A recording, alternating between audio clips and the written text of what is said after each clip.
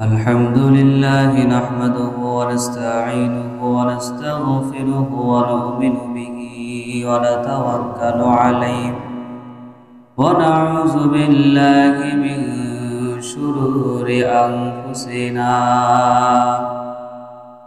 من يهده الله فلا مضل له ومن يضلله فلا هادي له نشهد أن لا إله إلا الله وحده لا شريك له ونشهد أن سيدنا وحبيبنا ومولانا محمدا عبده ورسوله الذي أرسله بالحق بشيرا ونذيرا وداعيا إلى الله بإذنه وسراجا منيرا فقد قال الله تعالى في كلامه المجيد وفرقانه الحميد أعوذ بالله من الشيطان الرجيم بسم الله الرحمن الرحيم إن الله وملائكته يصلون على النبي يا أيها الذين آمنوا صلوا عليه وسلموا تسليما اللهم صل على سيدنا مولانا محمد وعلى آل سيدنا مولانا محمد দুই পাশে জানালা বেরো খুলে দেন অন্ধকার হয়ে আছে আল্লাহুম্মা সাল্লি আলা سيدنا مولانا محمد وعلى آل سيدنا مولانا محمد هم إدر في تیرے سیل ارحا ہو فی تیرے میل اٹھا دو پردائے حیل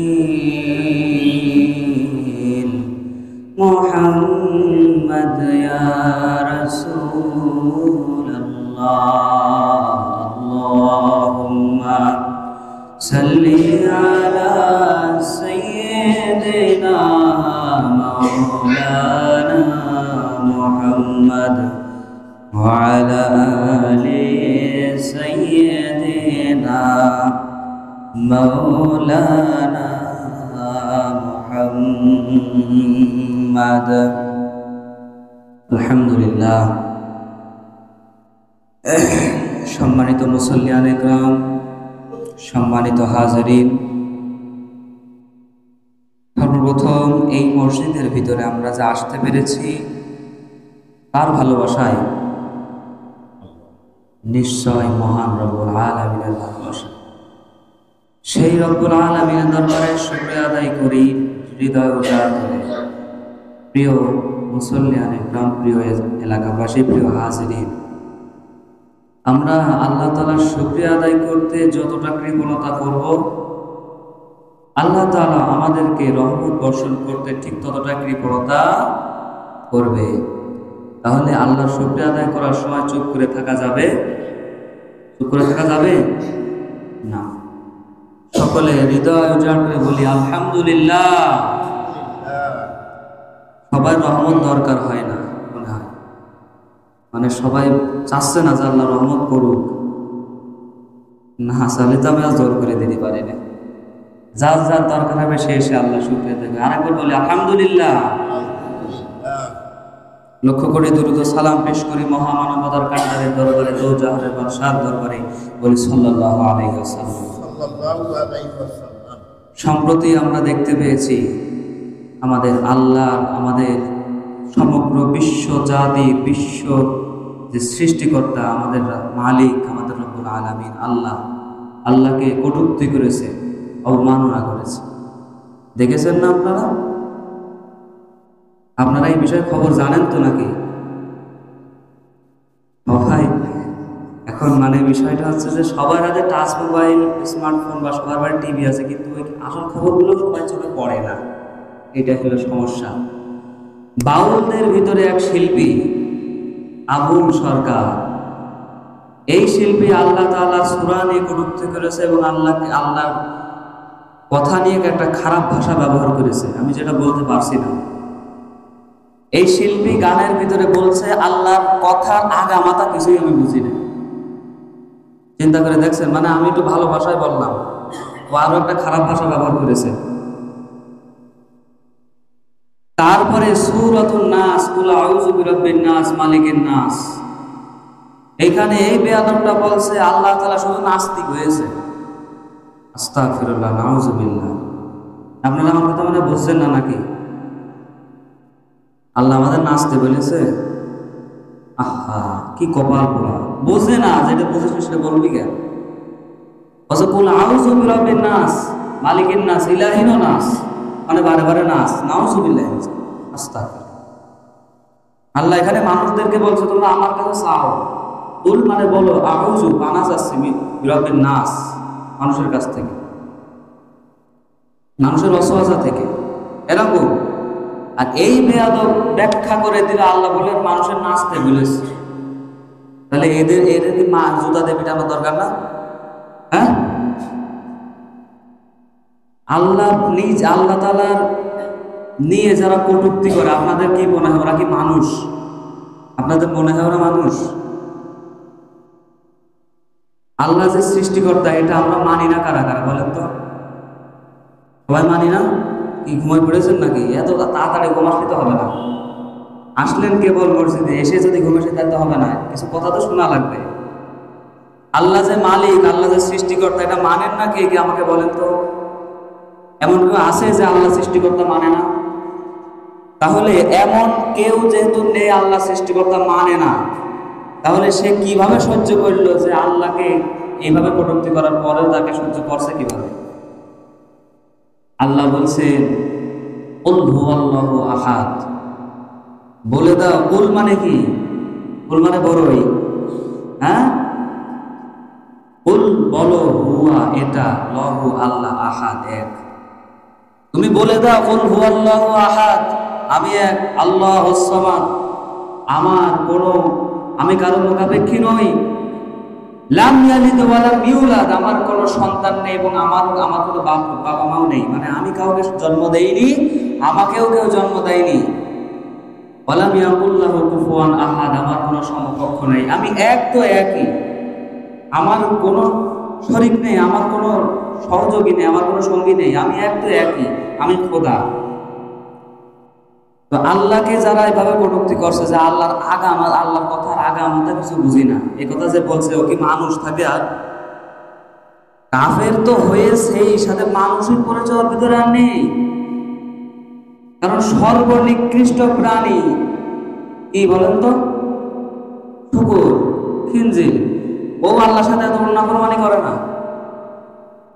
অবলা প্রাণী, তার চাইতেও নিকৃষ্ট এই বেয়াদব। তারপরে বলছে, ওই যে বললাম কুল আউযু বিরাব্বিন নাস, আল্লাহ আমাদের নাচতে বলেছে। ওরা সে না মানে না মারলে কি না মেরে ভাত খাওয়া যায়? সব কথা শুনলে বলো আউযু বিরাব্বিন নাস মালিকিন নাস, আল্লাহ আমাদের নাচতে বলেছে। আউযু বিল্লাহ, কোন জায়গায় কি ব্যাখ্যা আর কি লাগাইতেছে। আমার কথা হলো এরা বাউল শিল্পী গান গায়, ওদের ধর্মে ওরা থাকুক, ওরা ওদের গান গাচ্ছে গা, কোরআন নিয়ে কথা বলার কি দরকার? যেটা বুঝিস না সেটা নিয়ে বলবি কেন? কোরআন সম্পর্কে তোর জ্ঞান নেই, তুই বলবি জ্ঞান, তোর বলার দরকার নেই। তোর সত্যি এটা নেই, তুই যেটা নিয়ে বসে ওই দিনে পড়ে থাক। তুমি নেচে গিয়ে বেড়াচ্ছ, গান গিয়ে বেড়াচ্ছ, তুমি তাই করো, কোরআন নিয়ে আসার কি দরকার? কোরআন কেউ ভাত বন্ধ করে দিয়েছে? আল্লাহর দুনিয়ায় এমন কোন সৃষ্টি আছে দেখান তো ভাত না খেয়ে আছে? ইহুদিরা তো আল্লাহরে মানে না, তো ওগুলো কি না খেয়ে আছে? ওরা ওরা তো ভালো আছে। তা কোরআন কি তোর ভাত বন্ধ করেছে, তোর রিজিকে আঘাত করেছে? তুই কোরআনের বিরুদ্ধে লাগলি কেন? আল্লাহ তোরে খাওয়াচ্ছে, পড়াচ্ছে, আল্লাহ তোরে সুন্দর করে বাঁচাই রেখেছে, আর তুমি আল্লাহর বিরুদ্ধে কথা করছো। আবার দেখলাম মাঠে নেমেছে অনেকে আবুল সরকারের মুক্তি দিতে, ওদের আগে ধরা দরকার, ওদের আগে ধরা দরকার। কারণ এর কাফেরের সাথে তো মুসলমানের সম্পর্ক হয় না, কাফেরের সাথে কাফেরের সম্পর্ক হয়, ঠিক কি না? আল্লাহ তাআলা রাব্বুল আলামিন কোরআনুল কারীমের ভিতরে জানিয়ে দিলেন, কুল হুয়াল্লাহু আহাদ, বলো আমি এক, আল্লাহুস সামাদ, আমি কারো মুখাপেক্ষী নই, আমি কারো কাছে চাই না। আমি যদি বলি কুন ফায়াকুন, আমি যদি বলি কুন হও, ফায়াকুন হয়ে যায়। পৃথিবীর বুকে আমি যদি একবার ইশারা করি, একবার যদি নির্দেশ দিই, সাথে সাথে সেটা হয়ে যায়, দেরি লাগে না। আর আমার সমকক্ষ কেউ নেই, আমি কারো অংশীদার নয়, আমার সাথে কেউ নেই, আমার পাশে কেউ নেই, আমার সহযোগী কেউ নয়, আমি একাই সব কিছু করি। আল্লাহর মতো আর একজন যদি থাকতো তাহলে কি হয়তো বলেন তো? জানা আছে আমাদের? একজন বলবে এই বাসটা সূর্য ওঠাবো, একজন বলবে এই বাসটা সূর্য ওঠাবো, এরকম হবে না? দুইজনে তো একই রকম ক্ষমতাবান। আবার একজন বলবে যে নদীতে এক ফোঁটা পানিও রাখবেন, একজন বলবে না নদীর ভরপুর পানি রাখবো। এই করে দুজনে মানামারি করবে আর পৃথিবী ধ্বংস। কিন্তু পৃথিবী কি ধ্বংস হয়েছে? এইখান থেকে প্রমাণ পাওয়া যায়, কোরআন থেকে যারা প্রমাণ গ্রহণ করবে না, ওদের জন্য সমগ্র দুনিয়া, সমগ্র বিশ্ব, শুধুমাত্র বিশ্ব নয়, সমগ্র পৃথিবীর বাইরে যতগুলো গ্রহ উপগ্রহ নক্ষত্র আছে, এগুলো দেখেও তারা দৃষ্টান্ত নিতে পারে একমাত্র আল্লাহ এক ও অদ্বিতীয় আমাদের আছে। এরপরে বললেন লাম ইয়ালিদ ওয়া লাম ইউলাদ, আল্লাহ কিন্তু এখানে বলতে পারতেন লা ইয়ালিদু, আমি সন্তান জন্ম দেয়নি, ওয়ালা ইউলাদ, আমাকেও কেউ জন্ম দেয়নি, কিন্তু আল্লাহ কিন্তু লা বলেনি, আল্লাহ বলছেন লাম ইয়ালিদ। এখানে ব্যাকরণগত ভাষা আছে, লা ইয়ালিদ বললে সেটাও নাবোধক বাক্য হয়, আবার লাম ইয়ালিদ বললে সেটাও নাবোধক বাক্য হয়। এখন পার্থক্য কোন জায়গায়? লা যখন বলবে তখন ওই বাক্যটার ওয়েট কমে যায়, লা যখন বলবে তখন ওই ভাষাটার ওজন কম থাকে, আর যখন লাম দিয়ে সম্বোধন করা হয় তখন সেই ভাষাটার ওজন দ্বিগুণের দ্বিগুণ বেড়ে যায়। এটা হলো আরবি ব্যাকরণের ভাষার ওজন। এটা কি? এটা হলো ওজন। লা বললেও না, লামও না, একই বাক্য কিন্তু ওজন কম বেশি। একটা হলো খবরদার, কখনোই নয়, শক্তভাবে, আরেকটা হলো কখনোই না, সাধারণ। এখানে আল্লাহ বলছেন লাম ইয়ালিদু, কখনোই না, কখনোই আমি কাউকে জন্ম দেইনি, ওয়ালা ইউলাদু, আমাকে কেউ জন্ম দেয়নি, ওয়ালাম ইয়াকুল লাহু কুফুয়ান আহাদ, আমার সমকক্ষ কেউ নেই। তার মানে তার আল্লাহ তাআলা এক অদ্বিতীয়, এটা আমরা জানি, আমরা বুঝতে পারছি, আল্লাহ শক্তভাবে বলে দিচ্ছে। আর তার সাথে কুফরি যারা করছে, তার কথার মানে যারা বুঝছে না, তার সাথে বেয়াদবি যারা করছে, নিশ্চিত ওরা পিতৃ পরিচয়হীন যার সন্তান। ভুল বললাম মনে হয় নাকি? হ্যাঁ, কাফের তো কাফের যারা আল্লাহর সৃষ্টি নিয়ে কটূক্তি করে। আল্লাহ তাআলা যারাই সৃষ্টি করেছে তো ও তো আল্লাহ সৃষ্টি নাকি? আল্লাহ ওরে সৃষ্টি করেছে না, নাকি ওর কোনো দেবতা সৃষ্টি করে দিয়েছে? যারা আল্লাহর মতো মালিককে নিয়ে কটূক্তি করতে পারে, খারাপ ভাষা ব্যবহার করতে পারে, নিশ্চয় ওদের বাবার কোনো পরিচয় নেই, ওরা জারজ। বাউলদের কোনো ধর্মকর্ম থাকে না, ওরা বিয়ে করে না, কিন্তু ওরা অবাধ বিচার করে, এটাই হলো ওদের ধর্ম। তার মানে বোঝা যায় ও মানুষই না। অথচ এই বেয়াদবদেরকে সাপোর্ট দিচ্ছে আমাদের বাংলাদেশের কিছু মুসলিমরা, কিছু ধর্মপ্রেমী মানুষেরা, যার জন্য আমার ঘৃণা হয়, তাদের উপর কষ্ট হয়। মুসলিম বলে দাবি করে, জুম্মার নামাজ পড়ে, রোজা রাখে, হজ করে, যাকাত দেয়, মসজিদে যে সালাত আদায় করে, আবার এই বাউল সরকারকে, এই বেয়াদবকে, এই জানোয়ারকে, এই জানোয়ার সরকারকে, এই কাফেরকে, এই মুশরিককে মুক্ত করার জন্য রাস্তায় আন্দোলনে নেমেছে না? আবার অনেক বড় বড় নেতারা তাদের পক্ষে স্লোগান দিচ্ছে, তাদের পক্ষে কথা বলছে, কিন্তু আল্লাহ তাআলা বলে দিলেন, খেয়াল করে শুনেন, কুল ইয়া আইয়ুহাল কাফিরুন। সূরাটা সবার মুখস্থ আছে না? ছোটবেলা পড়া সূরা মুখস্থ নেই মানে তো 30 পারা থেকে বলছি। সূরা কাফিরুন সূরা একটু পড়েন আমার সাথে। কুল ইয়া আইয়ুহাল কাফিরুন লা আ'বুদু মা তা'বুদুন। আল্লাহ বললেন, কুল ইয়া আইয়ুহাল কাফিরুন, ও নবী তুমি বলো, ও কাফেরেরা। কুল মানে বলো, ইয়া মানে হে, আইয়ুহাল মানে, আইয়ুহাল হলো বহুবচন, কাফেররা, কাফেরগণ, কাফিরুন, ও কাফের বর্গ, ও কাফেরের পরিবারেরা, খেয়াল করে আমার কথা শোনো। লা আ'বুদু মা তা'বুদুন, তোমরা যার ইবাদত করো তার ইবাদত আমি কখনোই করি না।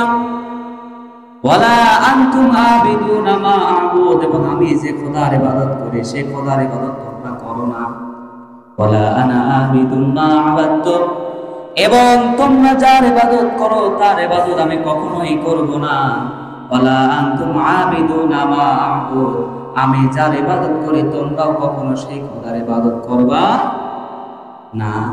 এবং লাকুম দীনুকুম ওয়ালিয়া দীন, অতএব তোমাদের দিন তোমরা দেখো, আমার দিন আমি দেখি।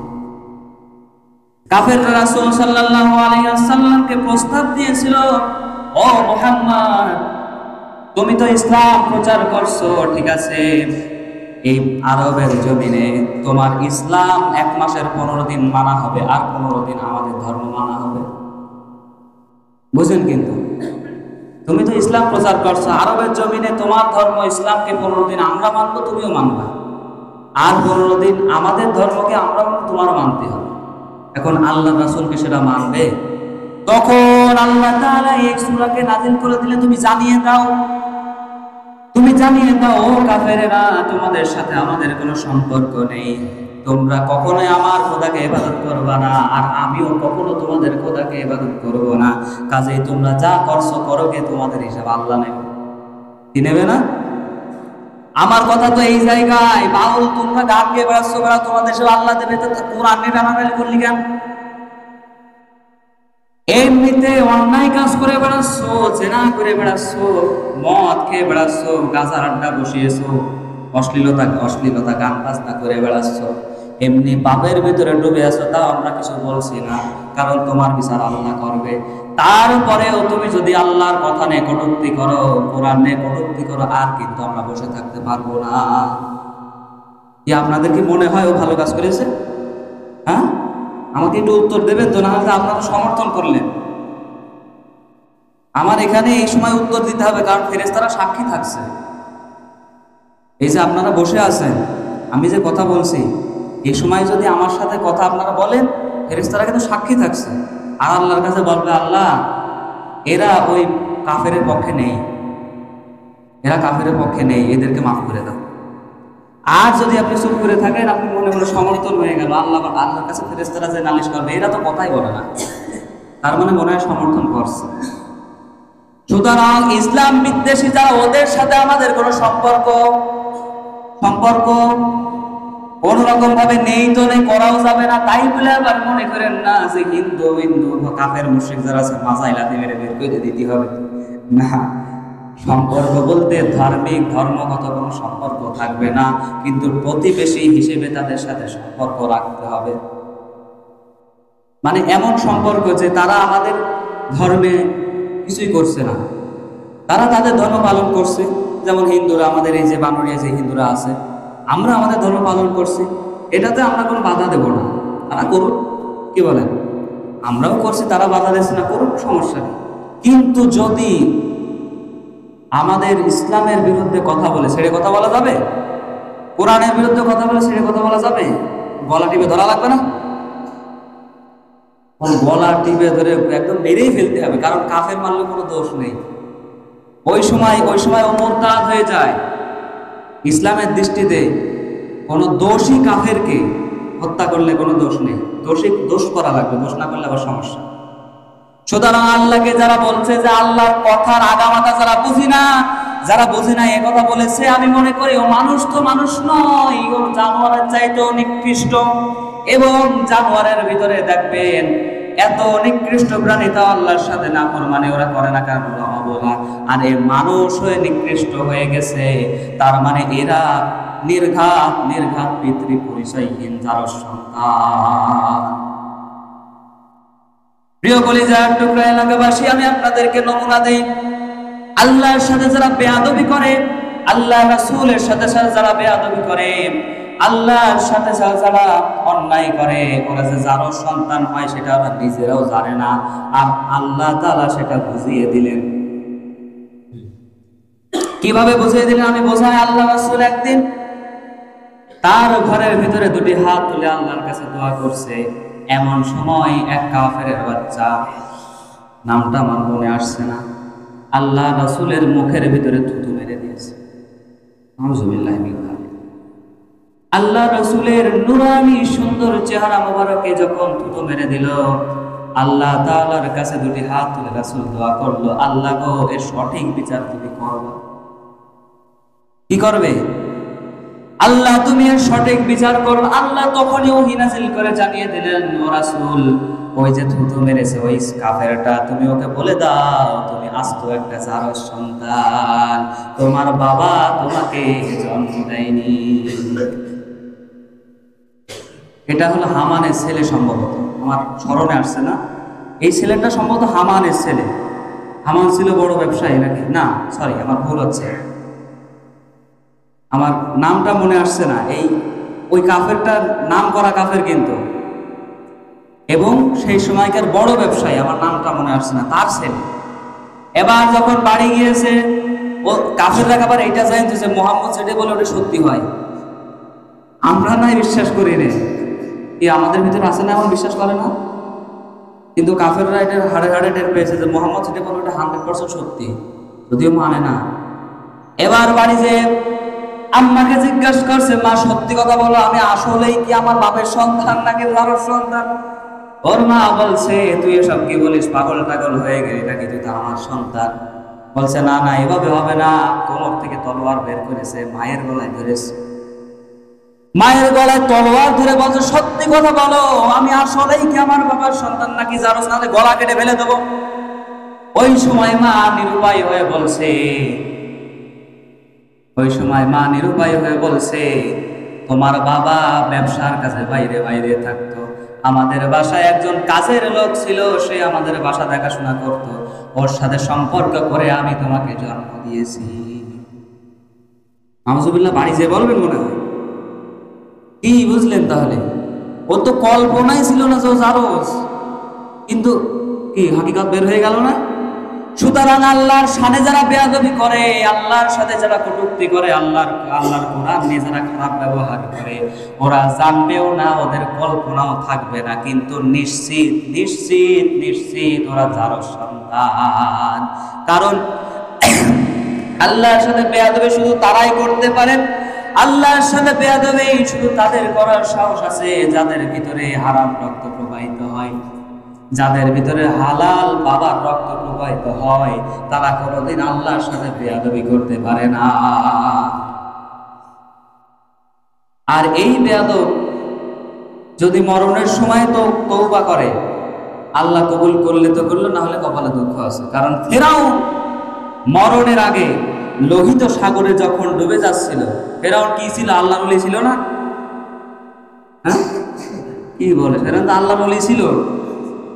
ফেরাউন আল্লাহর কাছে যখন দোয়া করেছে, আল্লাহ নীল নদে পানি ভরাট করে, আল্লাহ সাথে সাথে ভরাট করে দিয়েছে না? তাহলে কি আল্লাহর ওলি? তো আমাদের দোয়া কবুল হয় না, ফেরাউনের দোয়া কবুল হয়ে যাচ্ছে, কি বলে? কিন্তু ওই যে আল্লাহর সাথে বেঈমানি করেছে, অবমাননা করেছে, আল্লাহ ওরা ক্ষমতা দেওয়া সত্ত্বেও ক্ষমতার অপব্যবহার করেছে, আল্লাহর দিনকে কটূক্তি করার কারণে আল্লাহ ওকে এত ভালোবাসা, মানে আল্লাহ সব দোয়া কবুল করলো, শেষ পর্যন্ত নাজাত কি দিয়েছে? না, দেয়নি। ফেরাউন যখন লোহিত সাগরের ভিতরে ডুবে যাচ্ছে, নাকানি চুপানি খাচ্ছে, একেবারে যাই যায় অবস্থা, তখন এক হাত তুলে দিয়ে বলছে, লা শারীকা লাহু, আমি ঈমান আনছি, লা ইলাহা ইল্লাল্লাহু মুসা কালিমুল্লাহ। এই কালেমা যখন পড়তে যায়, আল্লাহর কাছে যখন ঈমান আনতে যাবে, অর্ধেক পড়া হয়ে গিয়েছে, সাথে সাথে আজরাইল সাগরের তল দিয়ে, ওই লোহিত সাগরের তল থেকে কাদা চেপে ধরেছে। ফেরাউনের মুখে কাদা চেপে ধরেছে, কারণ আজরাইল এত পরিমাণ রেগে আছে ওর উপরে। আজরাইল মনে মনে ভাবছে, এ যদি এখন তওবা করে, না জানি আল্লাহ যদি তওবা কবুল করে নেয়, এতদিন যা করেছে এইটার শাস্তি পাবে না। কথা মনে হয় বুঝতে পারেন? মানে ওর উপরে আজরাইলও রেগে আছে। আজরাইল কাদা চেপে ধরেছে মুখে, বলছে এর দোয়া যদি আল্লাহ না করুক, আল্লাহ যদি কবুল করে নেয়, তাহলে এতদিন যা করেছে এগুলো শাস্তি পাবে না, জান্নাত পেয়ে যাবে। ওর তওবা আমি করতে দেবো না। সাথে সাথে মুখ চেপে ধরেছে। আর আল্লাহ তখন বলছে, ও ফেরাউন, এখন তওবা করো, তোমাকে তো সুযোগ দিয়েছে, আমি নবী পাঠালাম, তোমার ঘরে মানুষ করলাম, তুমি এখন তওবা করো। সুতরাং সুযোগ থাকতে বুঝতে হবে, কাফেরদের সাথে সঙ্গ দেওয়া যাবে না। কাফের তো কাফেরই, ওরা তওবা করলে আল্লাহ কবুল করবে কিনা আল্লাহর ব্যাপার। কিন্তু মনে রাখবেন, ওদের সঙ্গ যারা দেবে ওদের কপালে দুঃখ আছে। আল্লাহর সাথে যারা বেঈমানি করবে, আল্লাহর কথা নিয়ে যারা কটূক্তি করবে, আল্লাহর বিরুদ্ধে যারা কথা বলবে, মনে রাখবেন ওরা আর মুমিন থাকে না, ওরা কাফের হয়ে যায়। আর বাংলাদেশের ভিতরে যত বড় বড় রাজনৈতিক নেতারা, যত বড় বড় নেতারা ওই সরকার, ওই আবুল সরকারের পক্ষে কথা বলছে, ওই কাফেরের পক্ষে কথা বলছে, আমি আবুল সরকারে বলতে চাই, নিশ্চয় নিশ্চয় নিশ্চয় আবুল সরকার যেমন কাফের, ওই কাফেরের বন্ধু এই বেয়াদব। আল্লাহ তো বলছেন, কুল ইয়া আইয়ুহাল কাফিরুন, তোমাদের সাথে আমার সম্পর্ক নেই। নবী বলছে সম্পর্ক নেই, তুমি ওরে বাঁচাতে যাচ্ছ, তোমার তো লজ্জা করা উচিত। ভুল বলছি? আল্লাহ রাসূল বলছেন, লা আবুদু মা তা'বুদুন, তোমাদের ধর্মকে আমি মানি না, তোমার খোদাকে আমি পূজা করি না, ইবাদত করি না। লাকুম দীনুকুম ওয়ালিয়া দীন, তোমাদের ধর্ম তোমরা দেখো, আমার ধর্ম আমি দেখি, তোমাদের সাথে কোনো সম্পর্ক নেই। আর এই বেয়াদবটা আল্লাহর সামনে কটূক্তি করেছে, খারাপ কথা বলেছে, গালাগাল করেছে, আল্লাহর কোরআন নিয়ে কটূক্তি করেছে, তাকে তার বিরুদ্ধে কথা না বলে আমাদের ভিতরে কিছু মানুষ আছে তার পক্ষে কথা বলছে, তার পক্ষে আন্দোলন করছে, তার পক্ষে নিন্দা দিচ্ছে। যে যারা গ্রেপ্তার করলো তাদের বিরুদ্ধে নিন্দা জানায়। আমার মনে হয় এই কাফেরের পক্ষে যারা কথা বলছে, ওদের বিবেকে কুকুরে পেশাব করেছে। ওদের বিবেক আর বিবেক নেই, হয় কুকুরে পেশাব করেছে, আর নয় ওদের বিবেক গলায় দড়ি দিয়ে আত্মহত্যা করেছে। কারণ বিবেকবান মানুষ, যাদের ভিতরে বিবেক থাকে, ওরা কোনোদিন বাতিলের পক্ষ নিতে পারে না। সুতরাং আমরা মুসলমান হয়ে কাফেরের পক্ষ নিতে পারি না। আপনি এখন কি করবেন? আপনি এখন ঢাকায় যেহেতু আন্দোলন করতে পারছেন, যে আবুল সরকারকে ফাঁসি চাই, ফাঁসি চাই, দৃষ্টান্ত বিচার চাই, এটা তো বলতে পারছেন না, কারণ আপনি তো এখন বানুরিয়ার মানুষ। কিন্তু তাই বলে আপনি কিছু করে থাকবেন না। আপনি আপনার মুখ দিয়ে যতটুকু সম্ভব প্রতিবাদ করবেন।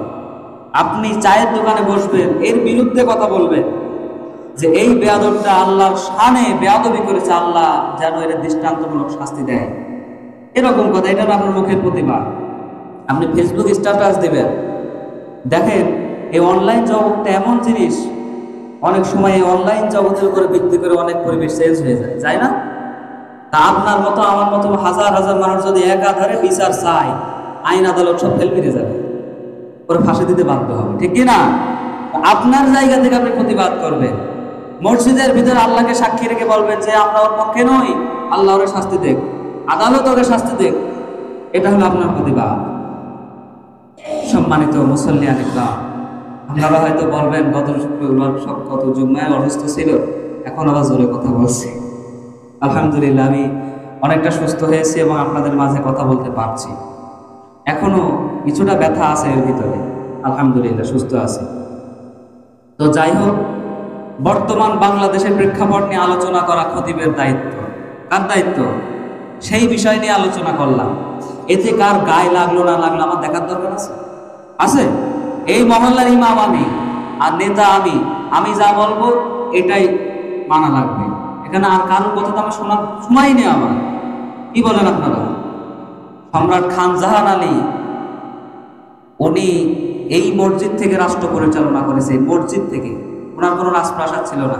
সুতরাং সম্রাট খান জাহান আলী সহ প্রাচীন বাংলার রাজারা, সুলতানরা যদি মসজিদ থেকে রাষ্ট্র পরিচালনা করতে পারে, আমরা ইমামরাও এই মসজিদ থেকে মহল্লা পরিচালনা করব। এবং আমাদের উপরে কোনো নেতার দালালি চলবে? নেতা আমি, আমার কথা আবার কোনো কথা বলা যাবে না। হয়তো ভুল হতে পারে, ভুল ধরিয়ে দিতে হবে, আমার উপরে দালালি করা যাবে না। এই মহল্লার নেতা আমি, আমার কথা মানা লাগবে। আমি অহংকার করছি না, কিন্তু জাস্ট হাদিস বুঝাচ্ছি। আমি কিন্তু অহংকার করছি না। এখানে আমি না, আমার জায়গায় যদি যে আসবে ইমাম হিসেবে যে থাকবে সে নেতা, তখন আমি আর নেতা থাকবো না, কিন্তু তার কথা মানা লাগবে। আপনার মতো 2-3 টাকার নেতার ফাজলামি মসজিদে চলে না। চলে? আমাকে ওই মসজিদে মারতে গিয়েছিল, আপনারা জানেন। আমাকে মারতে গিয়েছিল, যদি সুযোগ পেত 2 কিল ঘুষি মেরেই দিত। আল্লাহ আমারে বাঁচাইছে। এখন বলে তো মসজিদ কি কারো বাপ দাদা? হ্যাঁ, ইমাম আমি, কথা চলবে, আবার তোর কথা শোনার সময় আছে আমার? শেষ পর্যন্ত তারা ষড়যন্ত্র করে বেরই করে দিল। তো আমি আপনাদের এখানে আসতে পেরেছি, আপনারা খুশি না বেজার? আমার তো আর ভালো হয়েছে, আমার রাস্তার সাথে মসজিদ, কাদা বাড়ির ভিতরে যেতে হয় না। কি বলেন আপনারা? তো খারাপ। এখন বিষয়টা হলো যে আমি এটাই বোঝাতে চাচ্ছি যে বাতিল কখনো শক্তিশালী হতে পারে না। কাফের মুশরিকরা, বাতিলরা কখনো ইসলামের বিরুদ্ধে লেগে শক্তিশালী হয়ে বিজয় অর্জন করতে পারে না, অসম্ভব। কারণ মুমিনদের সাথে কে থাকে? আল্লাহ থাকে। যাই হোক, আপনারা এই ইতিমধ্যে খবর দিলে পাবেন, আমাকে যারা বের করেছে ওদের ঝড় চলছে, শুনলাম কেস হয়ে গিয়েছে। যাই হোক, আল্লাহ তাআলা আমাদের সবাইকে হেফাজত করুক বলে আল্লাহুম্মা আমিন।